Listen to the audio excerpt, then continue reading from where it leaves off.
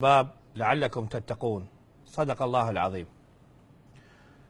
كنا نتذكر الحادث الإرهابي الأليم في منطقة أبو دشير في ليلة 19/5 من هذا العام، وكيف كان هنالك عملية اعتداء على السيطرة وعلى المواطنين في هذه السيطرة من خلال اعتداء إرهابي مزدوج بعجلة مفخخة يقودها انتحاري وأيضا انتحاري راجل، ونتج عن ذلك ضحايا منهم من أبطال القوات الأمنية الموجودين هناك، والأغلبية كانوا من النساء والأطفال المتواجدين ضمن هذه السيطرة.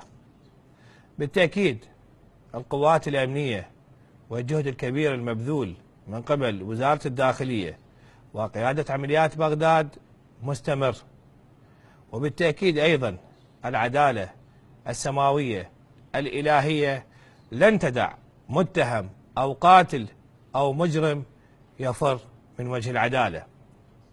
أبطال مديرية الاستخبارات في وزارة الداخلية وتحديدا استخبارات بغداد تمكنوا من إلقاء القبض على هذه الخلية الإرهابية اللي كانت وراء عملية الاعتداء هذه، واللي كما قلنا راح ضحيتها عدد من الأبرياء.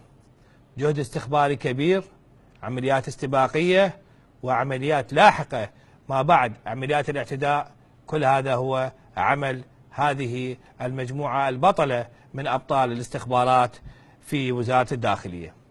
اليوم راح يكون التحقيق وأيضا تسليط الضوء للمشاهدين ولكل من يبحث عن العدالة ومن يبحث عن ما يقوم به الأبطال المقاتلين العراقيين سواء في ساحة القتال أو على صعيد الجبهة الأمنية، ما يقوم به هؤلاء من صناعة للتاريخ الجديد، من صناعة للأمل والحياة، من عملية إلقاء القبض على كل من يتورط بدماء العراقيين.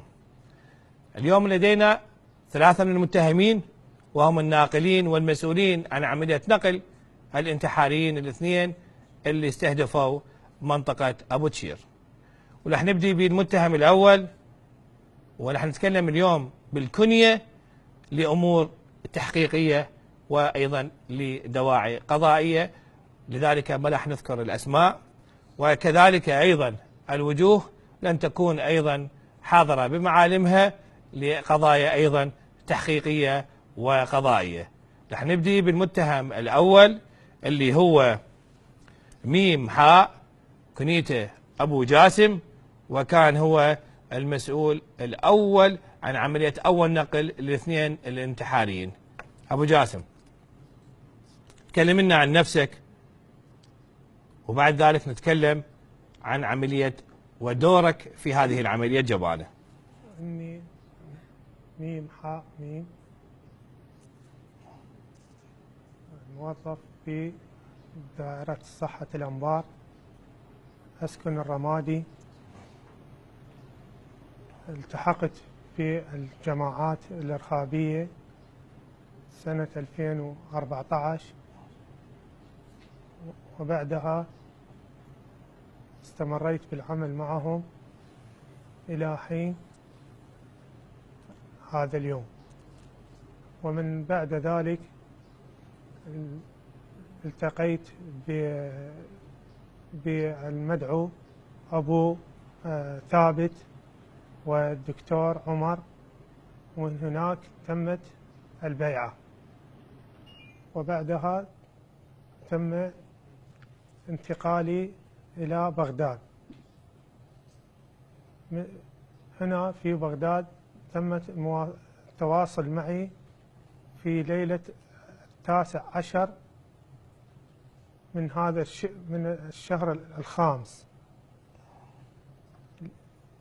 في الساعة 11 ليلا من أحد أفراد التنظيم، قال لي تتوجه إلى سيطرة اليوسفية. هذا قبل الحادث بيوم أبو جاسم، قبل الحادث بيوم. نعم، أنت بليلتها الحادث صار تقريبا الساعة 10:30 مساء يوم 19/5. أنت الصبح احكي لنا الصبح شلون أخذت؟ هي خابر اتصل بي ليلة الخميس على الجمعة. نعم. تأتي إلى سيطرة اليوسفية، لم أذهب في الليل. ثاني يوم صباحا اتصل بي، يعني صباح يوم الجمعة. صباح يوم الجمعة، نعم. نعم. لغرض استلام، قال لي كروة. شنو تعني كلمة كروة؟ يعني شلون، يعني اكو يعني اشخاص كروة يعني الانتحاري، اشتغل تاكسي. الانتحاري بالتليفون نعم. انتم تسموه كروة حتى لا يكون المصطلح مفهوم. نعم استاذ. قال سوف يخابرك شخص اسمه ابو احمد. عند رجوعي اتصل بي ابو احمد. ابو احمد يعني انت اخذت الانتحاري الاول. نعم. اللي شنو اسمه؟ حسن. انتحاري الاول حسن. ايش قد نعم. عمره هذا؟ ما بين 18 أو 19. اخذت الانتحاري الاول حسن. نعم استاذ. اللي عمره قلنا تقريبا 18 سنه. اي من 18 الى 19 سنه. من يا محافظه كان جاي؟ من الانبار. نعم. ده فقط تجولنا في المنطقه. خابرني ابو احمد، اين شلون سالته، قلت له وين انت؟ قال اني سوف اتاخر عليك قليلا. احكي باللهجه اللي تحبها. نعم ولا تحكي فصيح. نعم استاذ. قال لي قد تجي علينا؟ تقول لي انا يعني شلون انت ايش قد تتاخر؟ قال انا اتاخر عليك. ورا فتره ما اتاخر علي، ما اجى ابو احمد. ما اجاك لي وين؟ تقريبا اكثر من ساعتين. نعم.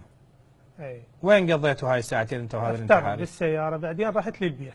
وين بيتكم؟ بالغزاليه. نعم. والله وراها عاد خابرني ابو احمد، قال لي تعال للدوره على جسر الجمعيات. واحنا طالعين، هذا الولد اللي يمي خابر صاحبه يم معرض بغداد الدولي، صعد ويانا بالسياره ورحنا. منو هذا اللي صعد؟ الثاني. الانتحاري الثاني؟ اي. اللي شنو اسمه كان او كنيته؟ ابو جلاد. نعم. شنو عمره تقريبا؟ تقريبا عمره 22 سنه هيك. صعد ويانا ورحت وصلتهم جوا جسر الجمعيات مال السريع مال الدوره. نعم. شلون كانت وضعيتهم؟ وضعيتهم عادي، ما يعني طبيعيه. دورك انت شنو كنت ما يسمى ديوان الصحه موظف؟ نعم. ضمن داعش؟ نعم. ديوان الصحه. نعم. شنو كانت تتقاضى عن عملك وياهم؟ اتقاضى راتبي. راتب؟ اي. راتب منين يجيك؟ راتبي من عندهم يجيني. ايش قد كانت قيمه الراتب؟ 250. 250؟ اي. ألف؟ اي. تتقاضى يعني يسموها الكفالة؟ اي. منين تستلمها؟ من عندهم، هم يوزعون لنا اياها. والسيارة اللي عندك شنو نوعها؟ اكسنت. هاي سيارتي خاصة. نعم. زين أبو جاسم. نعم. أنت مقتنع تاخذ 250 بالشهر وتعمل هاي الأعمال الشنيعة بحق أهلك وناسك؟ لا صح. شفت أنت الآثار الاعتداء الإرهابي بعد التفجير؟ لا صح. شاهدت التلفزيون؟ مواقع التواصل؟ أنا عند رجوعي إلى البيت تم إلقاء القبض عليه. شنو اللي حصلته من قتل أهلك وناسك؟ والله بس الندم والخسران. أنت متزوج؟ نعم. عندك عائلة؟ نعم. كم طفل عندك؟ عندي 6. تصور كم عائلة انحرمت من أبوها، وكم طفل صار يتيم جراء هذا الاعتداء؟ هواي. عندك شيء تريد تقوله؟ والله أريد أقول يعني لكل الشباب أن يبتعدون عن هذا الطريق، لأن هذا الطريق نهايته هاي نفس ما أنا الآن أواجه مصيري كما ترون.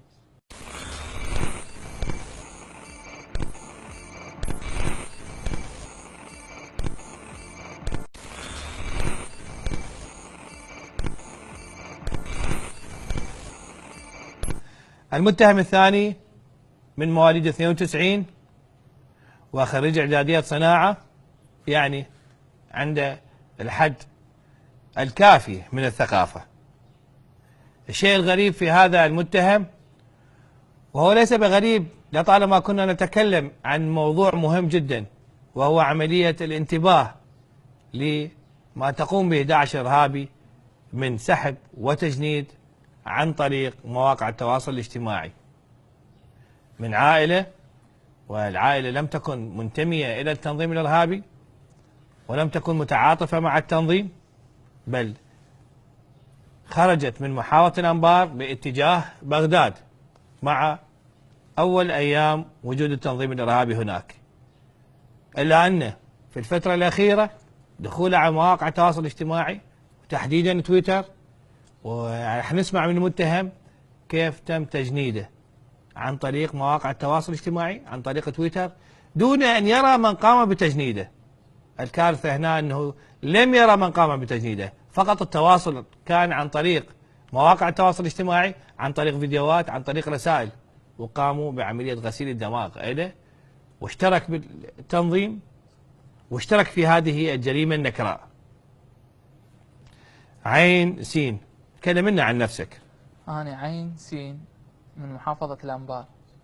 اتجهت لبغداد قبل 4 سنوات بداية فترة النزوح. وصلت محافظة بغداد، اشتغلت ببغداد بالبداية بالحرارية بالكهرباء عامل وقتي، بعدها اشتغلت بمحل، وظليت ببغداد خلال هاي ال4 سنوات عايش ويا أهلي. جيت لأنه أخواني بالكلية يداومون كليات، فجيت وياهم. طول هاي الفترة أنا ببغداد أي شيء ما عندي. قبل أشهر من الآن كنت أدخل تويتر، أطلب مواقع التواصل الاجتماعي، أقرأ يعني قمت أتابع ناس بالتويتر والفيسبوك، ناس تدافع عن المظلوميات.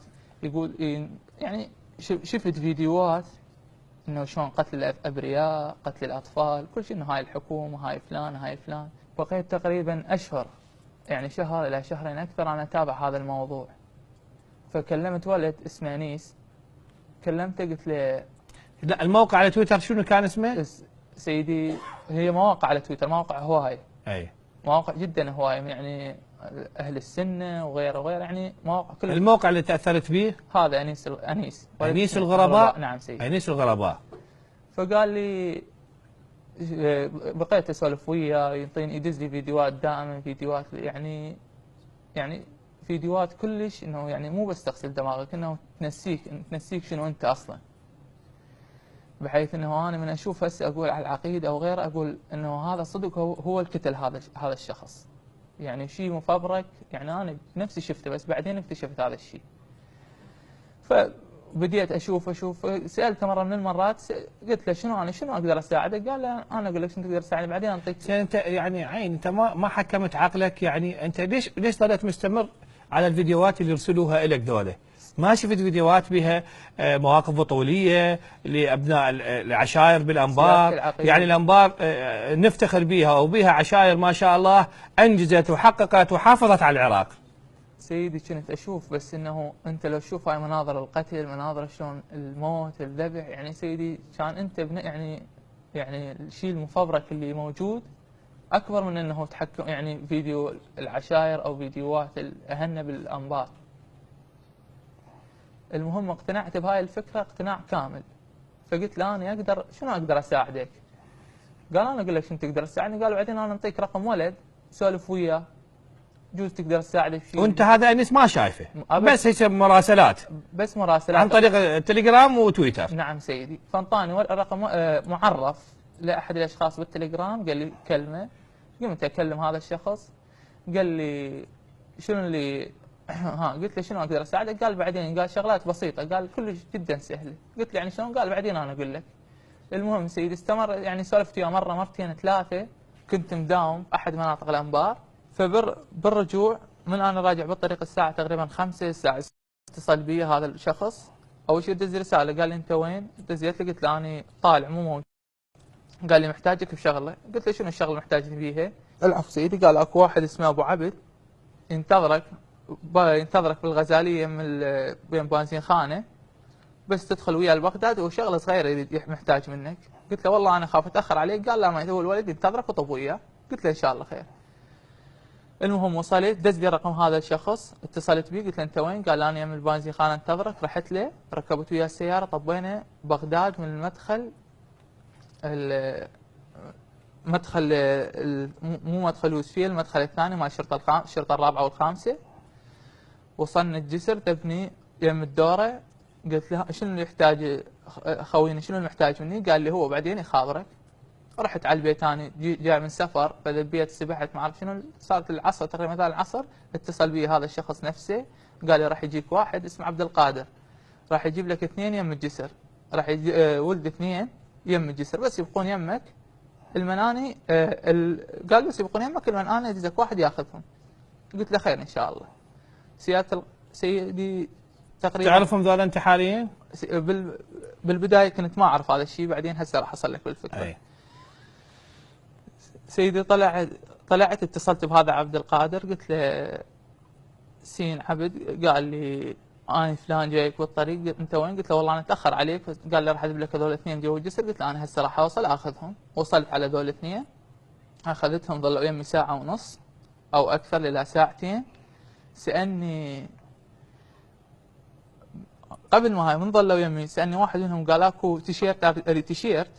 فهم يعني مبين عليهم عادي، التيشيرتات اللي عندهم خفيفه، كل شيء مبين عليهم يعني سيدي. نعم. ابد اي شيء ما واضح عليهم.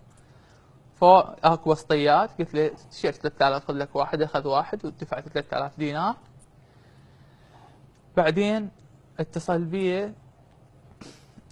بي سين اسمه ابو عبد الله. قال لي بالبدايه اتصل بي ابراهيم، قال ولد يمك؟ قلت له نعم موجودين يمي. قال لي اوكي.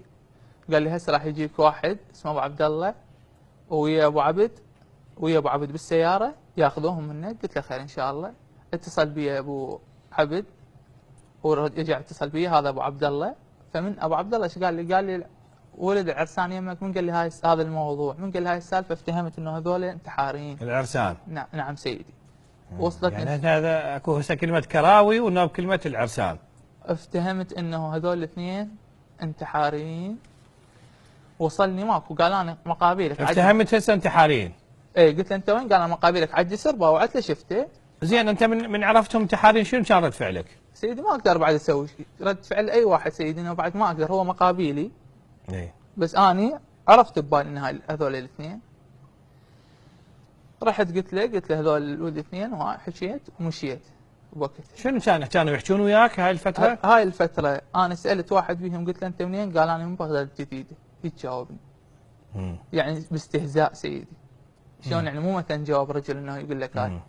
فانا قلت يعني بس هم ما مبين عليهم اي شيء، اطفال صغار يعني ما يتعدون 20 سنه. نعم. 2 هم يعبرون 20، واحد 15 واحد 20 سنه. يسولفون بيناتهم وياك؟ يسولفون بيناتهم 2 هم، يضحكون يسولفون بيناتهم 2 هم، ما سولفوا وياي. المن جاء هو هذا الولد اخذهم. بعدين من رجعت انا على رجعت تقريبا سلمتهم سيدي ويا اذان العشاء. رجعت وصلت البيت بالليل، قوات الامنيه جت القت القبض علي. عين يعني تعرف انت اشتركت في جريمه نكراء. تعرف ايش قد الشهداء اللي صاروا بجراح العمليه والمصابين؟ نعم سيدي. تعرف؟ بيناتهم صاحب اخوي. صديق اخوك اللي بالكليه. نعم سيدي انجرح. صحيح؟ نعم سيدي. نعم سيدي. اخوك حكى وياك على هذا الموضوع؟ هو ما يدري بس كان يسولف هو؟ نعم سيدي. اي؟ ولو يدري هسه اخوي يعني انا واحد من الناس حتى انحكم بالاعدام اخوي ما يسولف فيها ولا يصني بعد، لان عرف انه هذا الشيء اللي صار بسبب اخوه. صديقه؟ نعم سيدي انجرح بالحال. واعرف حتى اسمه. هسه احنا ما نريد نتكلم مواضيع اكثر، لكن اريدك تنصح الشباب على موضوع مواقع التواصل الاجتماعي واللي صار بيك انت. سيدي انا واحد من الناس كنت شايل اهلي. بيت اهلي انا كله شايله، اصرف على اهلي، نشتغل من الصبح لليل حتى اعيش اخواني، حتى اخواني يدرسون 3 كليات، حتى انتظر ابوي كل شهرين الله يستلم الراتب ما يلحق يصرف علينا، واحنا اجار 600,000. كنت شايل اهلي كلهم. بيوم وليله اهلي جوز اليوم ما عندهم حتى خبز ياكلون. ضعت اني، ضاع مستقبلي، ضاع اهلي. اخوان يعني هاي النظرة اللي راح تجي لاهلك من العالم اللي بعد حتى ما حد يسولف وياهم بسبب انهم المجرم. الحمد لله والشكر.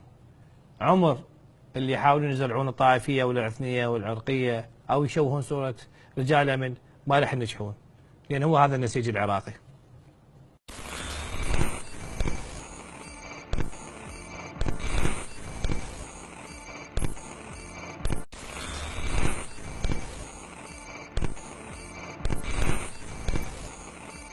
المتهم الثالث عين شين، تولد 85، ولادته بغداد، وكان ساكن بالسيدية.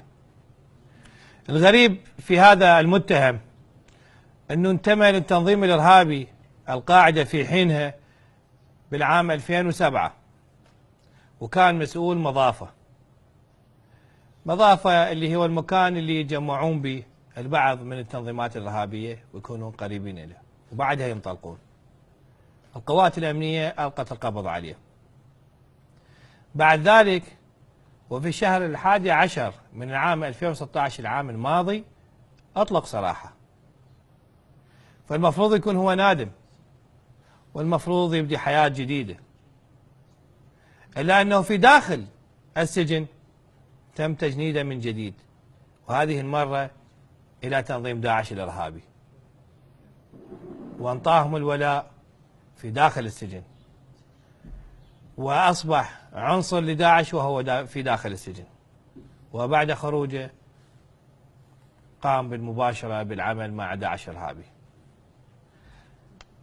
عين شين، نعم سيدي. تكلم لنا عن نفسك وعن دورك وعن الأمور المتعلقة بك. سيدي أنا سنة 2007 برا في منطقتنا، فأهل المنطقة يعني جو جماعة هم يشتغلون بالمنطقة اللي هم مو من المنطقة، يعني كليتهم مو من المنطقة اللي مذكورة اسمائهم بالتحقيق. فسيدي ظلوا يلتقون يمنا ويجون يمنا شلون بشارعنا وهذا، فتعرفوا علي فقاموا يجون يمي بالبيت، يجون ظلوا يجون يترددون يمي لحد ما أخذوا من عندي بيعة 2007 الشهر تقريبا الثاني، ما أذكر بالضبط. يعني من خالد كنت بالسيدية؟ نعم سيدي. نعم. فأخذوا من عندي بيعة ظلينا أنا وياهم على اتصال، يعني هم يوميا بالمنطقة، بس هم المغرب يطلعون الصبح يرجعون، يعني كلهم مو من المنطقة. فظلينا على هذا المنوال لحد ما اعتقلت. اعتقلت 2007 اتوقع شهر الخامس تقريبا هيك. نعم. اعتقلت في الخامس، فظليت في السجون يوميا بسجن يوميا بسجن. فالتقيت ويا هواية اشخاص، ويا عدة اشخاص التقيت. اخر لقاء كان ويا ابو الذيب. من هذا ابو الذيب؟ ابو الذيب هو اللي على اثره اللي اخذ من عند البيعة، اللي تنظيم داعش الإرهابي؟ نعم سيدي. 2015. فبال 2015 ظل يتكلم وياي عدة مرات. زين انت ايش عجب يعني انت دخلت السجن من وراء هذا التنظيم، ايش عجب ليش انطيت البيعة؟ شنو السبب؟ سيدي يغرون اكبر واحد بالكلام، عندهم اسلوب كلام يقنعون اكبر واحد به. شيء يعني شو المواضيع اللي كان يتكلم بها؟ يعني على مسألة ظلم اهل السنة، على مسألة الحكومة، شلون ما يصير واحد يداوم بهاي الحكومة. هواي سيدي هواي افكار، يعني يقول تتعجب منين جايبين هاي الكلام. فسيدي لحد ما طلع، هو طلع قبلي، انا طلعت ببراء. ورا ما طلعت تقريبا ب3 ايام اتصل علي، سلم علي شلونك وهذا. فقال لي، قلت له منين لك انت، شلون حصلتني وش مديك فيه؟ انا طلع صار لي 3 ايام. قال عندي كل المعلومات عنك من انت طلعت وهذا. فظل يراسلني، دز لي حوالات مرتين، هاي تقريبا في شهر الواحد. حوالات فلوس؟ نعم سيدي. ايش قد قيمتها؟ على ورقتين $200 $200. نعم. حول لي مرتين.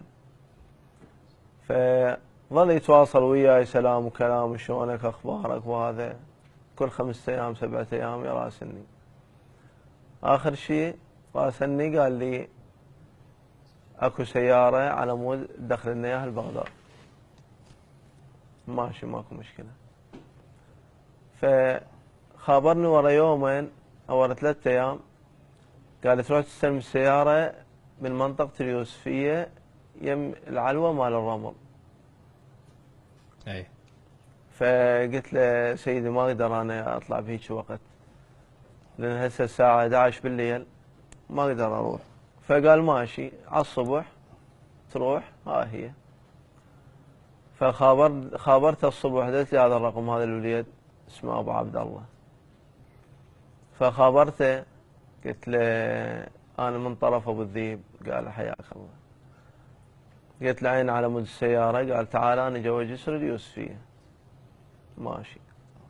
فرحت له تقريبا الساعه 8 ونص. شنو نوع السياره كانت؟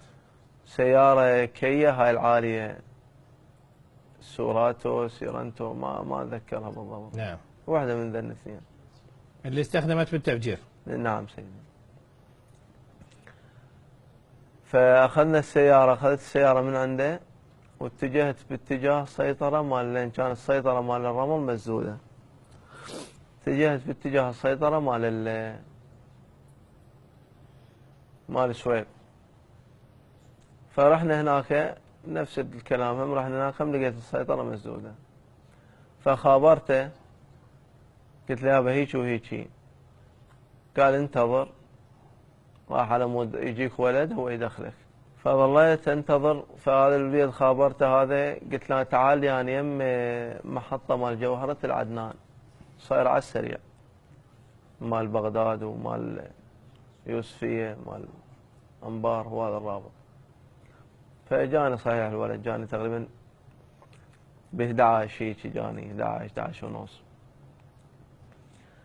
فمن اجاني قال يلا خلينا نرجع على سيطرة السويب. صدق والله رجعنا على سيطرة السويب لقيناها مفتوحة ما بيها شيء، لحد ما وصلته منطقة جسر صدام اللي رابط بين الدورة وبين السيدية بين حلة وبين بغداد. نزلت هناك، خابرته ابو الذيب. فقال لي ودي السيارة منطقة الزراعي مال الدورة مال ابو طيارة. ماشي. وديته اكو احد هناك. قال لا، تلقى بيوت فارغة جايبنون بيها جديد، لب السيارة يمي بيت واتركها وروح. نفس الكلام، لبيت السيارة. ساعة بيش تقريبا؟ الساعة تقريبا 12 ونص. نعم. 1 الا ربع، 12 ونص هيجي. مسلكة كانت كاملة؟ لا بعدها. مفخخة بس ما مسلكة؟ اي بعدها. من وصلنا رجعت انا للبيت، خابرني الساعة 6 العصر. خابرني هذا المتهم عين. نعم. اللي قبلي كان يحكي سيدي. عين شين. عين اللي نعم. قبلي كان يحكي. نعم. اي. فقال لي تعال، قال جيب السيارة وتعال. فمن طلعت خابرني ابو عبد الله اللي هو استلمت من عنده السيارة اول مرة. نعم. قال لي يعني تلقاني على السريع مال محمد القاسم، هذا اللي يربط محمد القاسم مال الدورة. فصدق عن طريقي صعدته ومشينا. خبر ساعة بيش الحكي؟ ساعة تقريبا 6 ونص هيك العصر. ليلة التفجير. اي نعم سيدي. اي. فاخذناه ومشينا. صعدنا هذا المتهم اللي هسه كان يتكلم قبلي. فافترينا مرتين. قال اكو ولد هنا رحنا ناخذهم منا من يمنا من جوا الجسر مال الجمعية. ماشي. فافترينا صحيح لقيناهم، اخذناهم وطلعنا. من طلعنا افترينا فرتين. فجال ابو عبد الله قال نرجع المكان الزراعي مال ابو طياره. فرجعنا للزراعي مال ابو طياره. فقال اطبق هنا، طبقنا هنا. فبدا هو يفسخ بالسياره. بدا يفسخ بالسياره، يفتح بيها، طلع الغراض. طلع أحزمة ناسفة 2 منين طلع هذول الأحزمة؟ من السيارة. السيارة المفخخة. اي نعم اي. فطلع من عندها أحزمة 2 وقام يبلش بيهن. فقال لي تعال شوف على مود تتعلم شلون يربطون السيارة. يعني هي مفخخة كاملة بس عملية الربط الأخير قبل التفجير. نعم سيدي. أي. فيها شيء 2 فحل ونثيه. في شيء قال بذن يلبسن وهاي هي. ماشي. فحد ما كملهم بس هو ابو عبد الله يعني يعرف الولد. لان بيناتهم ضحك وحكي فاخذناهم وطلعنا. طلعنا لمنطقة ابو تشير لحد هاي الساحة مال العلوة مال رمل. مال العلوة مال رشيد. ايش قد كان التوقيت؟ تقريبا 10 الا ربع 10 هيك. يعني قبل التنفيذ بشويه. اي نعم سيدي. فاثناء ما نمر من ابو دشير هو شوفهم قال لهم هيك المنطقه هاي واحد ينزل قبل السيطره وواحد يطلع بالسياره. ماشي. افترينا فره ثانيه حكى لهم. فبالفره الثانيه احنا نزلنا وين؟ بالفلكه مال علوه مال الرشيد. هم صعدوا بالسياره واحنا صعدنا كل واحد منهم ياهو اللي صعد بالسياره البيك اب او العاليه السياره العاليه. 2 سيدي صعدوا 2 هم. اي. هاي الحكي بالفلكه مال العلوه مال الرشيد. اي. واحنا كل من اخذ تاكسي ومشى لاهله. وصلنا تقريبا انا وصلت المفرق مال الدوره فسمعت صوت انفجار بس انفجار بعيد. أنا عرفت هي السيارة وبعد ما اتصلنا أي واحد بالثاني. ثاني يوم خابرني أبو الذيب قال لي تمت العملية بنجاح. شلون تم إلقاء القبض عليك أنت؟ سيدي أنا تم إلقاء القبض علي ورا 3 أيام تقريبا أو 4 أيام. ما كنت متوقع؟ لا. بالبيت إلقاء القبض عليك؟ إيه. أنت متزوج؟ نعم سيدي. أساسا أنت من بغداد ولادتك بغداد؟ نعم سيدي. شو تقول للناس اللي كانت ضحية لهذا العمل الإرهابي مالتكم؟ سيدي هي ملطخة ومغمغمة. شو أقول لهم؟ شنو اللي أقوله؟ أحد كان معترض لك؟ أحد كان مأذيك حتى تأذي الناس؟ لا. السجن ما طاق درس من بقيت بهاي الفترة؟ والله بهذا السجن كليتها يعني أموري كلش زينة بس 2015 أثرت علي كلش هواي.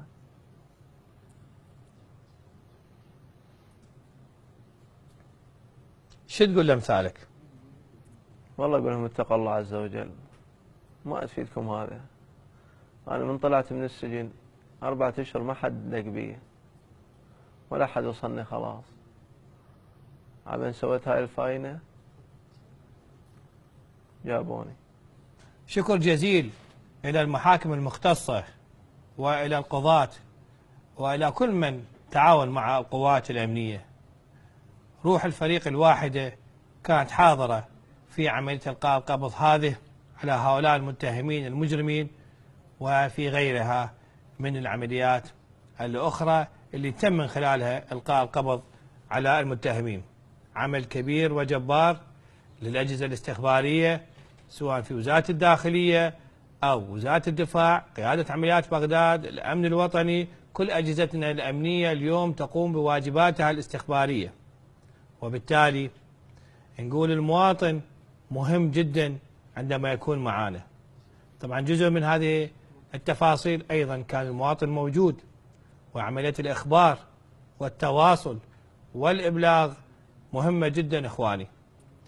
أيضا لكل المختصين رسالة، لكل الأكاديميين رسالة، لكل الإعلاميين رسالة، لكل أهالينا الانتباه على كيفية استخدام مواقع التواصل الاجتماعي، الانتباه مما تقوم منه داعش في عملية غسيل الدماغ ووضع هذه السموم في أدمغة الإنسان. الحذر ثم الحذر من هذا الموضوع، ورسالتنا لداعش: مهما حاولتوا، مهما كنت محاولاتكم هنا وهناك في استهداف المواطن، إلا أن النصر العراقي تام وعملية التحرير كاملة، والعراق ينهض وتستمر الحياة رغم كل هذه المحاولات الإجرامية، وبالتأكيد النصر للعراق.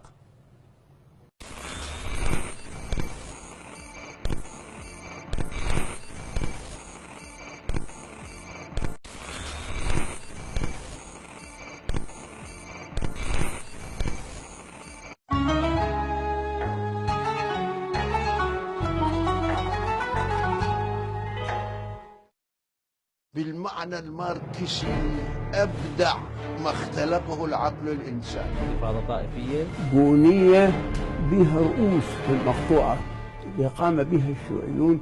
أنت صنعت صدام حسين؟ يساعدونا بالسلاح. سيد السيستاني جاني لهذا بيتي.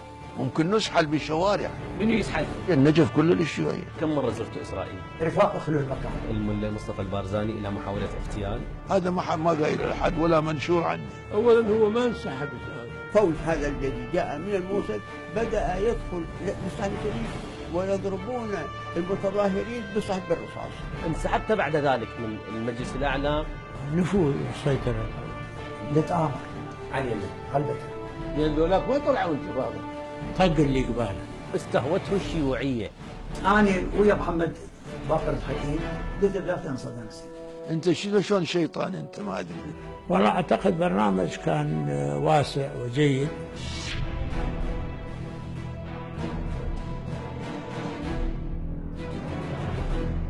من أجل إعادة هيكلة الاقتصاد الوطني صوب اقتصاد السوق، من أجل سياسة مالية ونقدية متناغمة ومتوازنة، ومن أجل استثمار يبني وطن، ومن أجل قطاع للطاقة يلبي حاجة البلاد، ومن أجل قطاع نقل ينهض بالتنمية ويعد شريانا حيويا لها، ومن أجل الكثير والكثير أطلقت الحكومة العراقية برنامجا للإصلاح الاقتصادي.